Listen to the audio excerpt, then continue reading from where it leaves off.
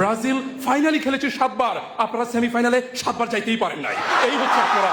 এরপর মেসি ছাড়া একটা খেলোয়াড় বলতে পারছি 1970 সালের জুলেরিমে ট্রফিতে চ্যাম্পিয়ন হয়েছিল ব্রাজিল, আর্জেন্টিনা খেলতেই পারে নাই। না না, আরে আপনারা অস্থির হবেন না।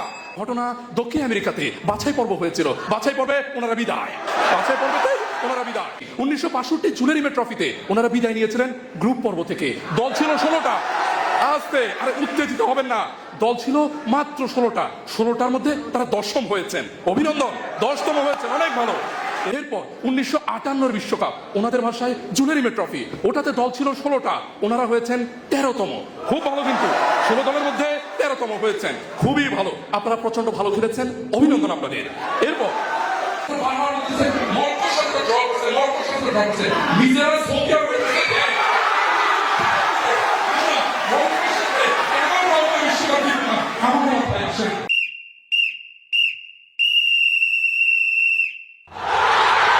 ধন্যবাদ মাননীয় সভাপতি। খেলতে এসেছিলাম 90 মিনিটের বিশ্বকাপ, এখন আমাকে বলতেছে 4 মিনিটের কুতকুত খেলায় আপনি নেমে যান।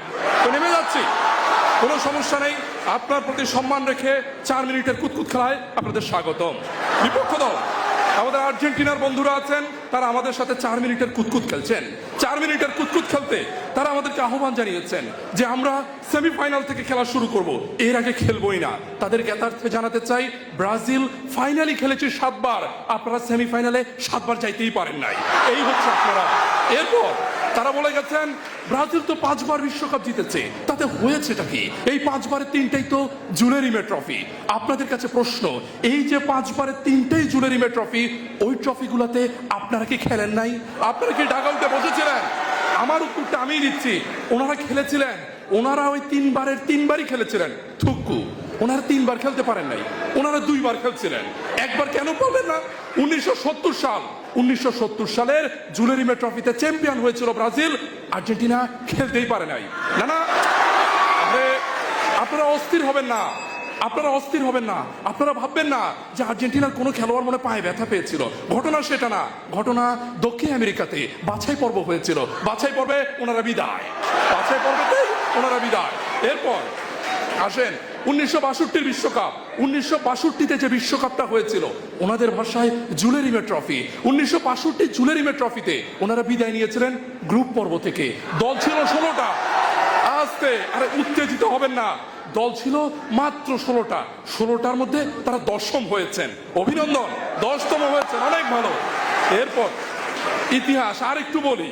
এরপর 1958 বিশ্বকাপ, ওনাদের ভাষায় জুলেরিমে ট্রফি, ওটাতে দল ছিল 16টা, ওনারা হয়েছেন 13তম। খুব ভালো, কিন্তু 16 দলের মধ্যে 13তম হয়েছেন, খুবই ভালো। আপনারা প্রচন্ড ভালো খেলেছেন, অভিনন্দন আপনাদের। এরপর তাদেরকে প্রশ্ন করেছিলাম একটু কষ্ট করে মেসি আর ম্যারাডোনা ছাড়া কয়েকজন খেলোয়াড়ের নাম বলেন। ওনারা এতই ফুটবল ভক্ত যে 1978 সালে আর্জেন্টিনাকে যে খেলোয়াড়টা জিতিয়েছিল মারিও কেম্পেস, তার নামটাও মাথায় আসে নাই, এতটাই ভালো ভক্ত। এরপর থাক, ওনাদের বিপক্ষে আর কিছু বলবো না। শুধু একটা প্রশ্ন করে গিয়েছিলেন, VAR তো তখন ছিল না, তখন তো অফসাইড ছিল না। আমাদেরও প্রশ্ন, VAR থাকলে হাত দিয়ে গোল আর হতো না, ম্যারাডোনাও সেরা আর হতেন না। থাক, ম্যারাডোনাকে সম্মান করি, সম্মান করেই ম্যারাডোনার কথা থাক। এবার ব্রাজিলের কথা কিছুটা বলা যাক।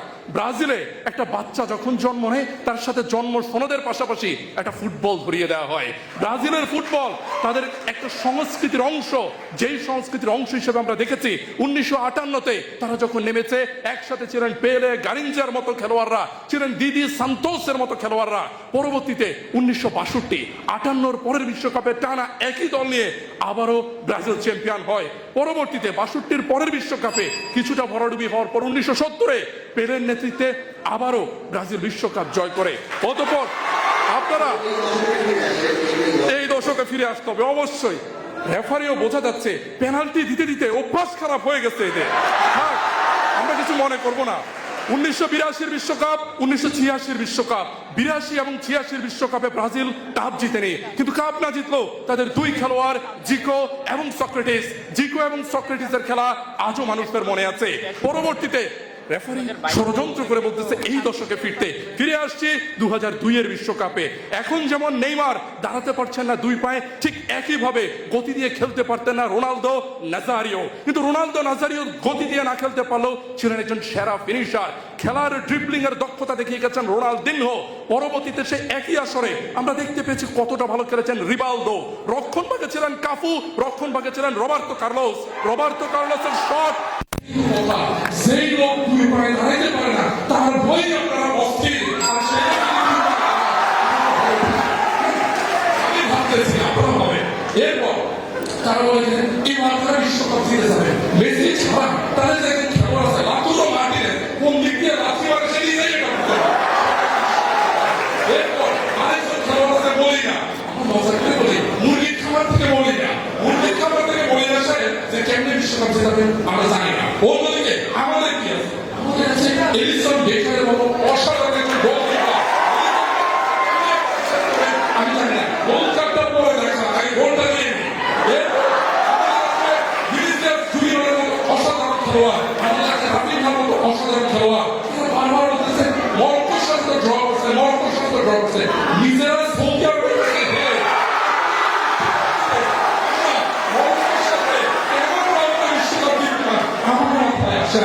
এরপর তারা বললেন আপনারা তো শুধু এই গোল দিতে পারেন না। আরে ভাই আপনাদের এই যে ম্যাচগুলো হয়েছে মেসি ছাড়া একটা খেলোয়াড় গোল দিতে পারছে। আমি খুব ভয় আছি বুঝছেন। মেসি এর আগে বিশ্বকাপে বলছে আমি আর খেলবো না, আমি অবসর নিব। এক মিনিট মেসি বলছে আমি আর খেলবো না। আমার মনে পড়ে 2014 মেসি কিভাবে কাটতেছিল মনে আছে, খারাপ লাগে। মেসি 2014 পরে বলছে আমি খেলবো না, 2018 পরে বলছে আমি খেলবো না, 2022 পরে আমি আর খেলবো না। এবার আমরা জানি 2026 পরে মেসি যখন খেলবে না তোর কি হবে রে, তোর কি হবে ভাই, তুই সেটা ভাব। ধন্যবাদ সবাইকে, দেখা হবে বিশ্বকাপ জয়ে।